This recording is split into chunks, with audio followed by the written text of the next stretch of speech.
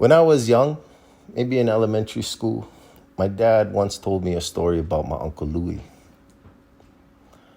Before I get into this story, I guess it's important for you to understand who Uncle Louie is to me.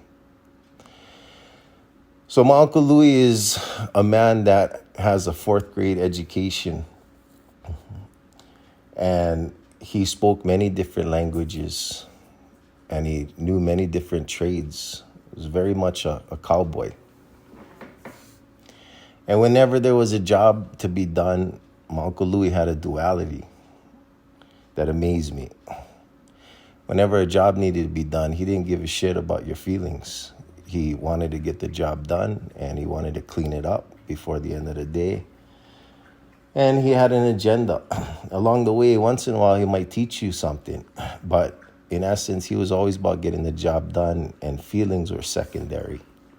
Mind you, this is still the same man when there wasn't a job to get done, would teach everybody. So this duality was so interesting to me watching it, but he scared the shit out of me. Metaphorically, he was the type of guy that would tell you, go get a screwdriver.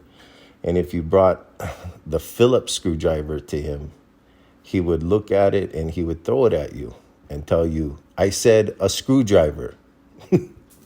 And you had to figure it out. So naturally, I was frustrated. And later on, I realized that Uncle Louie made my dad cry, my uncles cry, my cousins cry. But he was a big part of all of our lives, toughening us up and figuring out life and figuring out problems. So the story my dad tells me is that there was a church in Kihei, Maui, that was being built. And there was engineers, and they were done constructing it, and they needed to get the cross in the church. And they couldn't figure it out, and they were just about to cut the cross in half. And somebody had mentioned they know Uncle Louie, so they called him up to the site. They took a look at it and basically said, get me 2 cranes.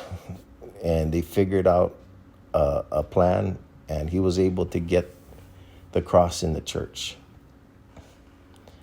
This right here amazed me.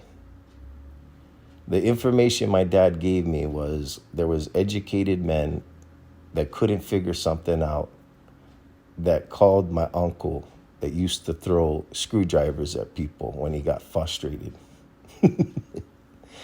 And that amazed me as a kid. It made me realize knowledge is not found in a book. When I was young, I couldn't understand this. But now as a 50-year-old, I get it. My Uncle Louie is a symbolism for me, for my life, to show me that knowledge is gained from our elders. Knowledge is passed on. And if our elders don't pass it on, well, in essence, we kind of get dumber. So we're having a difficult time in life figuring out how to get crosses in churches that we've built already.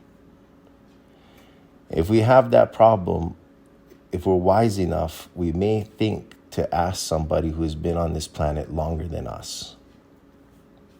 So my symbolism for all of my brothers and sisters that I'm making this for is that we still have Uncle Louie's all around. We have them in the Hawaiian culture. We have them in the Native American culture. We have them in the Hindu culture. We have them in the Aboriginal culture. And these are the elders that are passing on information that is not written in a book. It's the essence of the word, the essence of life. So if you ever have a problem and conventional thinking cannot get you there, perhaps we can go to our elders. This symbolism is for us to realize is we do have ancient knowledge on this planet before all of these civilizations that were created. And this is the Vedas. If we go to the Vedas and we read the Vedas, we might understand how to fix some problems. We might understand how to grow sweeter mangoes, how to even construct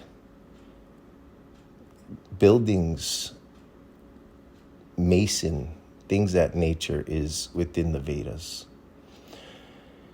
Luckily, this is written down. Unfortunately, Uncle Louie is not around with us, but his knowledge, luckily, is passed on to my dad and my uncles and my cousins. Now, we may not have all of Uncle Louie's information in us, unfortunately.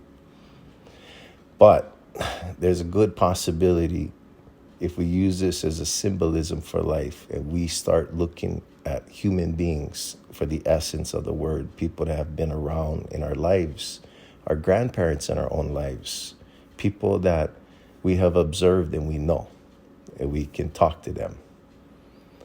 There might be a way for us to get past a lot of things, not listening to a book per se, but trying to connect the book with the essence of the word that is being passed on.